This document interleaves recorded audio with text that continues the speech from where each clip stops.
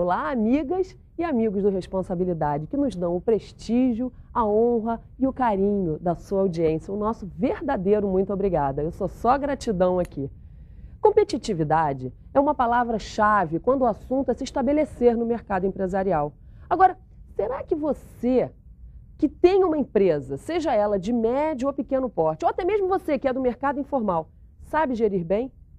São muitos os empresários de micro e pequenas empresas que necessitam de uma gestão eficaz para o desenvolvimento do seu negócio, mas muitas vezes não sabem como fazer. Então, quais os segredos para tornar um negócio competitivo? Esse é um assunto para quem tem vasta experiência em gestão empresarial, reconhecida internacionalmente. Então fica aí, ligadinho, que a gente volta rapidinho para aprender como fazer para tornar um negócio bem-sucedido. Eu estou curiosa. Estamos de volta com Responsabilidade. Que delícia! Você que participa da nossa campanha Elo do Bem, muito obrigada.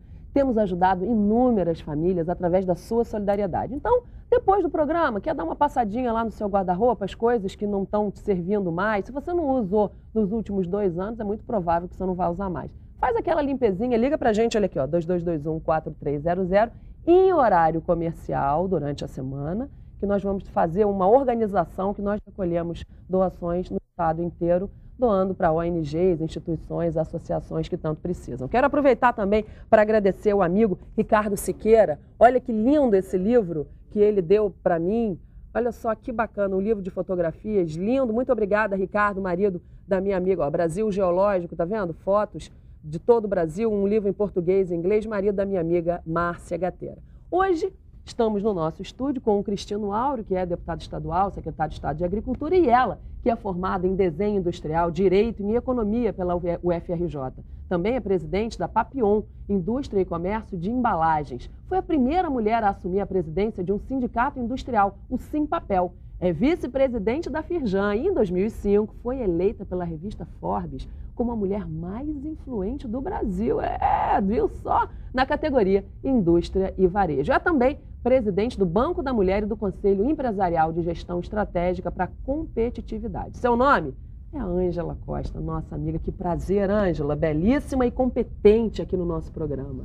Não, você que é generosa, como sempre. Eu que agradeço estar aqui. Tudo bem, Cristina? Beleza, é um Ângela. prazer realmente estar com esse casal bonito, não só na beleza exterior, que os dois têm, mas realmente nessa beleza de dinamismo, de criatividade, de bondade que vocês são. A gente que está muito satisfeita de estar com a tua presença, além da beleza, da competência igualmente, a gente retorna, né, Cristina, claro, largamente os elogios, que a gente te acompanha há muito tempo, Ângela, e te vê com uma onipresença, né? Eu acho que a Ângela atua no estado todo, ela que tem participação em todo o sistema S, o sistema F, então é Firjan, é SESI, Senai. Até depois eu queria que você explicasse a diferença de um órgão para outro, para quem está em casa, porque eu acho que não é muito claro. Mas que a gente abrisse agora falando sobre o seu conselho de competitividade, né? Que você ensina as empresas. Como é que funciona isso? Você vai com o seu conselho, você preside esse conselho, você vai às indústrias para potencializar os lucros, a melhorar a gestão das empresas. Como é que isso funciona, Ângela?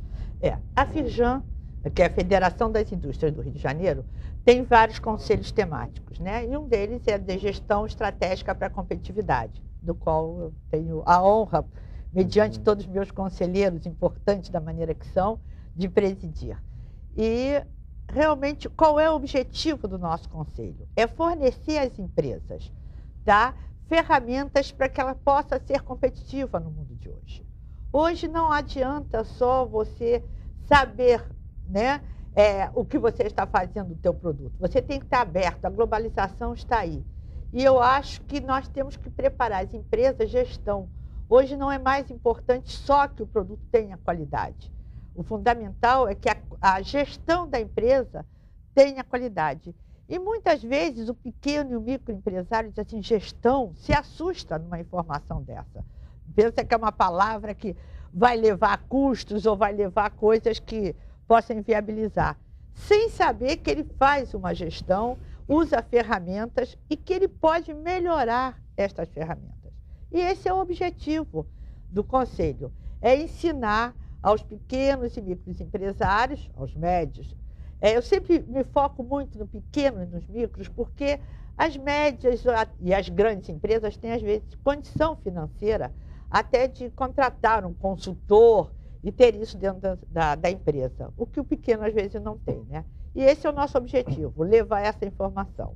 Ô, Cristiano, totalmente afim com a atividade, né? A empresa é feita para gerar lucro e um conselho de competitividade que justamente orienta e capacita, nada mais justo. Eu acho que o aspecto mais importante do trabalho que a Ângela desenvolve no Conselho e na Firjan é esse do testemunho de quem está na atividade, podendo levar essa informação a uma outra pessoa que é da própria atividade. Porque tem muita legitimidade quando o empresário vai para a atividade sindical, porque já é uma doação, quando você sai da sua empresa e vai exercer a atividade sindical. Porque você poderia, cada um já tem tanta obrigação para fazer na sua empresa, imagina o que é tocar o dia a dia, né, com os seus funcionários, com os seus fornecedores, tem duplicata para pagar todo dia, enfim, tem as obrigações, impostos, né, a carga tributária brasileira enorme, e ainda a pessoa vai ao encontro de uma atividade coletiva. E eu sinto que esse trabalho de conselhos que vão às empresas e levam o testemunho do próprio empresário, ensinando, mostrando que é possível fazer com que aquele processo tão teoricamente fora do alcance, que é esse da gestão, a gestão, como a Ângela muito bem colocou, precisa ser desmitificada. As pessoas não transformarem isso num bicho de 7 cabeças. Na verdade, você pode fazer numa caderneta com lápis atrás da orelha, ou pode usar as ferramentas que alguém já estudou, já viu, já deu certo, e tirar o seu preconceito. Se você pode ter uma serralheria ou uma grande empresa metalúrgica, o que varia nisso tudo é o tamanho, evidentemente, mas os princípios são o mesmo. Você tem que buscar o melhor resultado através desses instrumentos, que certamente é o trabalho que eles conduzem. Então, eu acho perfeita essa abordagem, porque eu, sinceramente, embora respeite muito a atividade de consultoria, eu acho que a atividade de consultoria ela é mais válida na medida em que a pessoa que está dando essa consultoria, ela já vivenciou esse problema.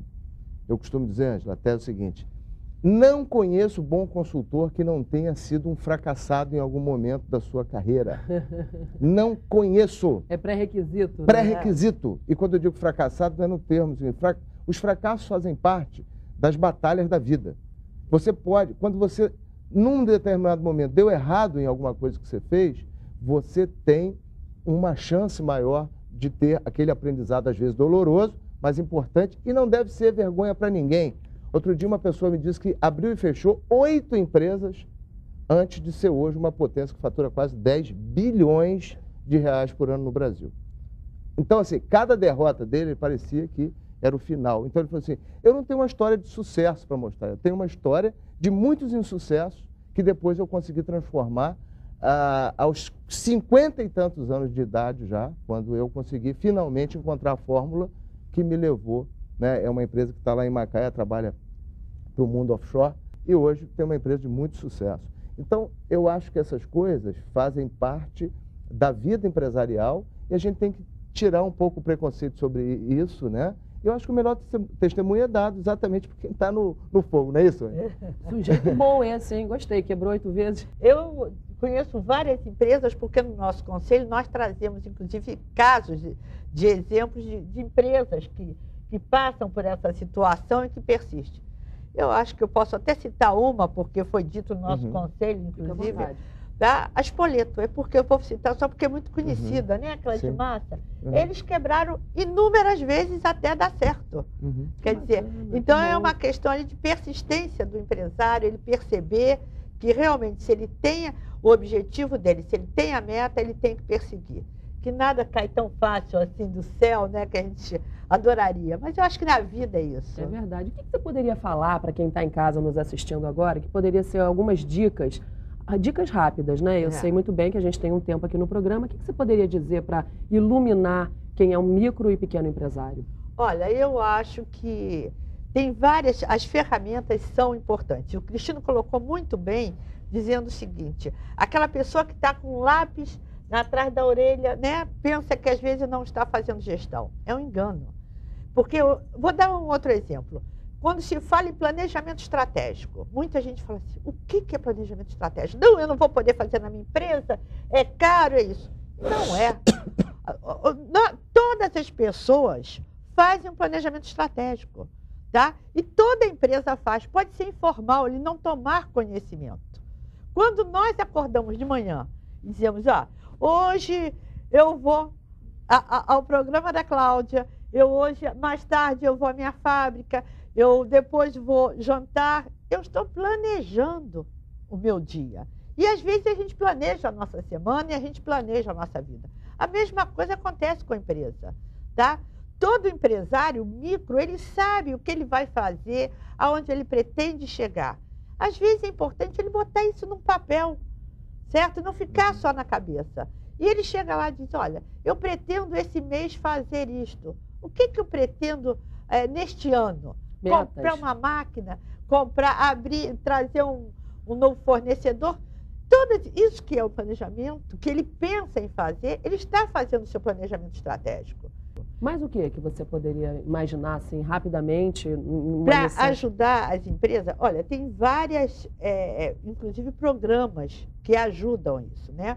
Eu cito o seguinte, a Firjan, através do Conselho de Competitividade, tá? Eles têm, ao empresário que quiser, vou até fazer agora propaganda quem pouquinho, quiser né? participar.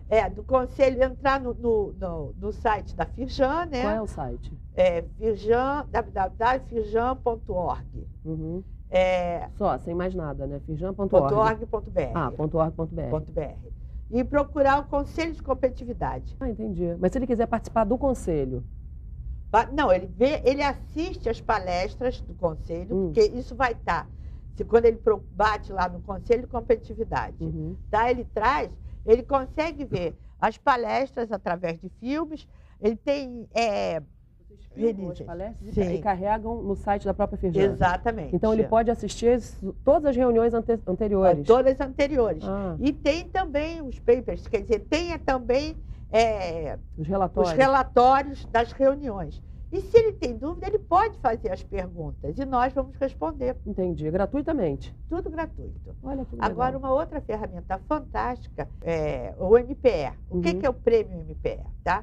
É um prêmio de parceria da Firjan com o Sebrae, com a Gerdau e com o Governo do Estado do Rio. Tá? É um prêmio que qualquer empresário, microempresário, pode ir ao Sebrae, qualquer Sebrae, de toda a cidade, que tem em todos os municípios, e retirar um questionário. Sim. E nesse questionário ele responde. Nisso ele faz uma autoavaliação. É muito fácil e ele consegue se analisar se ele está dentro dos padrões, se ele não está, o que falta. Só em ele ler o questionário, ele percebe. Ele preenche esse questionário, tá? E devolve. Quando ele devolve, é analisado por toda uma equipe que depois vai à empresa dele orientá-lo. E ele passa a participar do prêmio. Quer dizer, o importante não é nem o prêmio, que depois é uma grande festa, também é fantástico, uma o reconhecimento. Sim. Mas ele pegar esse questionário e se autoavaliar... Já é um benefício enorme. É um benefício imenso, que ele começa a perceber, isso aqui eu não tenho, isso é importante para a minha empresa. Como eu posso fazer? Entendi. Então, através da Firjan, através do Sebrae, através do programa Qualidade de Rio, ele vai buscar essas informações, tudo gratuito para o empresário. E responsabilidade social, que eu sei que vocês também têm vários números, vários tipos de ações no Senai e no Sebrae, não é isso? Porque às vezes as pessoas não entendem bem o que é o sistema Firjan, né? O sistema Firjan é um sistema em que tem 5 casas, tá?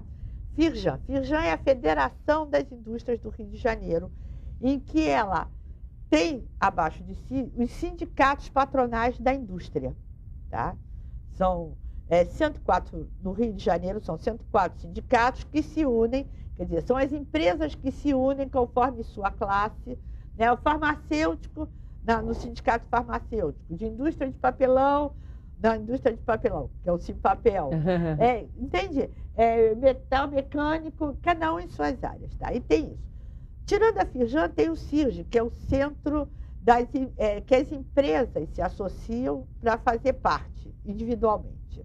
E tem o SESI, que é o serviço social, é o serviço que ele existe para exatamente ajudar ao industriário, a pessoa que trabalha na indústria. Mas nós da Firjan temos uma missão, e percebemos isso, até o nosso presidente Eduardo Eugênio. Um beijo, Eduardo Eugênio. Realmente teve, há muitos anos, quando entrou, uma visão dizendo o seguinte: não adianta a indústria crescer se a sociedade não crescer. Não adianta ter só o industriário, nós temos que dar isso à comunidade. Tá? E hoje o SESI e o SENAI, que também faz, o SENAI faz mais a parte de formação, tá? Do industriário e também da comunidade. E nós temos também, só para falar, falei das 5 casas, né? Da Firjan, do CIRG, do SESI, do SENAI e do IEL. É o que faz o link entre a universidade e a empresa. E eu queria que você então falasse dessa parceria entre, agora fala você, o SESI e o SENAI. Tá. Você fala isso para gente? Falo. O SESI, vamos focar o SESI. O SESI, ele é focado em 3 setores: em dar educação, tá? Em dar saúde e dar lazer. Em educação profissional e superior, o SENAI, que dá a educação profissional, tá? O que é a educação profissional? É formar o torneiro, no setor de alimentos, no setor de bebida, construção civil. Automação industrial. Automação, né? Então, nós fazemos toda essa formação técnica, que são escolas técnicas que formam.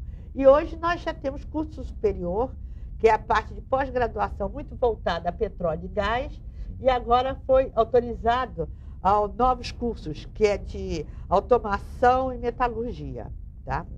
Então, o SENAI dá todo esse apoio de formação, e lá nós damos atendimento a 130 mil pessoas por ano. O SESI é uma coisa muito mais ampla, tá? Vocês têm noção. Nós trabalhamos no programa SESI Cidadania, que atende as UPPs que estão nas comunidades pobres, carentes, que têm essa necessidade. Nós atendemos 240 mil pessoas, totalmente gratuita. Fora toda a parte de educação que são atendidas fora das UPPs, tá? São mais 170 mil. Você vê que são números. Só estamos falando de ensino fundamental e de ensino médio. Quer dizer, Cristiano, para você ver, né? É muita gente que a gente precisa divulgar aqui no programa esse tipo de ação, né? Vê que tem esse aspecto, né, que você, quando atua em educação, essa educação profissionalizante, né, que é complementar a estrutura pública, é complementada pelo Sistema S. Nós temos um problema na educação de ensino médio no Brasil, que como o índice de profissionalização dos cursos de ensino médio é muito baixo, você coloca no mercado muita gente que tem ensino médio, mas que não tem uma profissão. Isso é muito ruim, porque empurra o estudante, principalmente o estudante mais pobre, para ter que fazer uma universidade. Quase que se impôs isso no Brasil. Universidades, muitas vezes, de baixo nível educacional, de alto custo para esse estudante, que no final também ele tem um diploma desvalorizado no mercado. Quando, na verdade, um bom ensino técnico médio faz desse profissional, esse garoto, essa garota, numa idade ainda muito tenra, né, muito jovem, uma pessoa muito preparada e muito disputada pelo mercado, porque um bom técnico, bem formado hoje, é algo que o Brasil, em crescimento, precisa. Então, eu tenho acompanhado o trabalho do SENAI, porque eu tenho grande admiração, né? Eu cheguei a fazer engenharia, eu sou muito inquieto, né? Então eu cheguei a fazer, eu me formei na área da medicina veterinária, fiz administração e estudei até metade do curso de engenharia. Mas a minha grande frustração na faculdade de engenharia é não ter feito o curso técnico do SENAI na minha cidade, lá em Macaé, que eu queria ter feito na minha época. E o SENAI desativou em Macaé a unidade um tempo, porque era muito voltado para o mercado ferroviário, porque Macaé era um entroncamento ferroviário. Eis que quando chega a Petrobras em Macaé, depois que o SENAI estava desativado, a Petrobras foi justamente ocupar a área que antes era do Senai. Os prédios, aquele negócio todo. E eu fiquei anos e anos com aquela dor de cotovelo. Falei, mas primeiro, eu não fiz a escola do Senai que queria ter feito. Segundo, que acabaram com a escola do Senai da minha cidade. Eu fiquei tanto martelando, e a comunidade martelando, e o pessoal da Firjan lá de Macaé, aproveito para mandar um beijo para o Evandro Esteves, para a equipe toda, o Navega, o pessoal, né, que lida com a área de desenvolvimento econômico, enfim, os amigos nossos dessa área, que acabou a Firjan restabelecendo o Senai lá de Macaé, e é um primor. Dá para dar uma vaguinha para o Cristiano Áureo? Eu quero fazer um curso ainda. Olha, eu estou falando sério, eu vou arranjar um tempo para fazer um curso no Senai para virar essa página bem virada, porque eu tenho uma admiração. O curso é gratuito, né? Será que. Como é que a gente faz para fazer a inscrição? Que eu já vou Vamos buscar para conseguir, né? Realmente tem, dependendo da empresa, né, há uma parceria da empresa, né, com o Senai, mas com a comunidade carente, nós também é totalmente gratuito, na parte carente.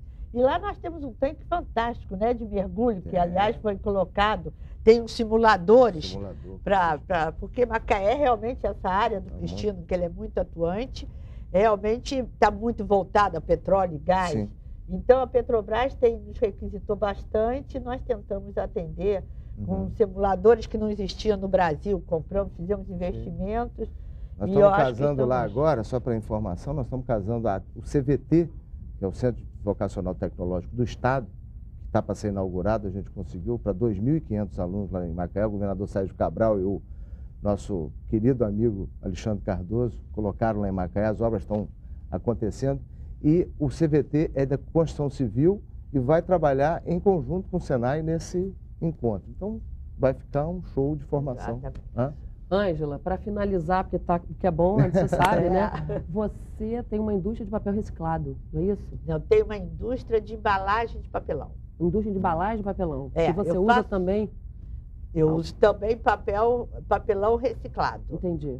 Eu faço embalagens desde a caixa de pizza, entendeu? Para se ter noção, a caixa de geladeira, de fogão, no Rio de Janeiro, realmente nós temos uma produção em tonelagem, eu acho que é maior no Rio de Janeiro e a terceira no país. Adoro ver mulher assim, né? Uma mulher à frente dessa indústria, muito né? Dinâmica, muito dinâmica. A Ângela, há muitos anos que ela faz esse trabalho e essa coisa de ir para o mundo sindical também, eu acho que é uma escolha importante que as pessoas têm que fazer, porque é dessa participação, não adianta ficar só lá na empresa reclamando das coisas, né? Você tem que ter a capacidade de se articular com as autoridades, porque estava falando com a Ângela um pouco antes do programa. Eu, por exemplo, tenho uma lei que eu propus, que é a Lei de Recuperação Econômica de Áreas Socialmente Degradadas, que é um incentivo para que as empresas voltem a ocupar áreas que, ou porque o tráfico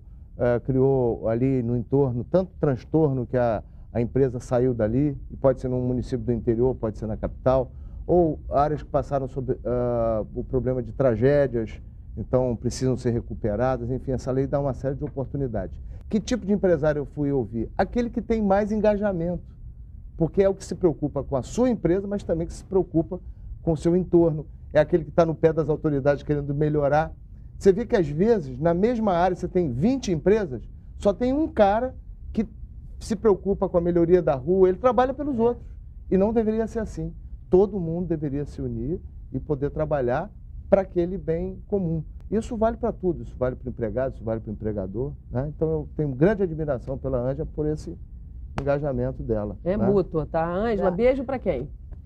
Beijo para quem me permite fazer esse trabalho realmente sindical, que são meus grandes assessores, que são meus 2 filhos. Opa, que delícia. Michele e Vinícius, que hoje realmente tocam a fábrica, são eles que estão responsáveis por esse novo projeto nosso. Então, eles, se eu pude me dedicar, é porque eles me dão a tranquilidade, tanto familiar, emocional, com o amor deles, que é incondicional realmente, e o profissional.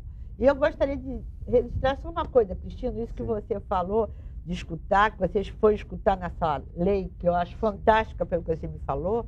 Mas, Cláudia, o Cristina é conhecido está no setor, como grande secretário de Agricultura que ele é, porque sempre foi a base, sempre escutou.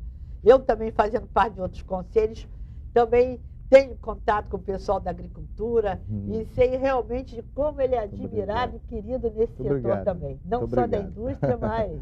Você é muito ele gentil. milita de A a Z. Esse daí aí é danado, sabe das dinâmico, coisas. né? Adorei ter você aqui. Linda e competente, cheia de boa notícia, tá? Obrigada. Eu que agradeço. Cristiano, beijo pra quem? Olha, eu queria, assim, tem aquela listinha nossa de beijos rápidos aqui, mas com destaque muito especial para um grande amigo nosso, que é o Carlos Emir Júnior, lá em Macaé.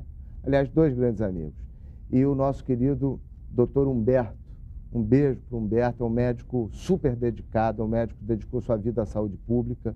E eu queria, na pessoa do Dr. Humberto Assunção, homenagear a todos os médicos que, de fato, pensam na vida e nas pessoas antes de qualquer outra coisa na sua função. Então, Humberto, um beijão. Que beleza. E os meus beijos vão rapidamente para Duque de Caxias, para essa Baixada Fluminense que eu adoro, para a Adílio Albano, a Adriana, filhinha deles, a Lúcia Helena de Oliveira, a Lívia Oliveira também, filhinha dela, o Luiz Carlos, a Marlene Nogueira com o Júnior, o Paulo César, a Rosa Batista, o Braz Batista, Luiz Batista, Tuninho José, Lúcia, Fátima, Roberto e Diego Brasileiro. Muito obrigada, gente. Adoro vocês. Obrigada pela audiência. Fiquem com Deus. Lembrando sempre, quanto mais responsabilidade você assiste, mais responsável você fica. Até o próximo.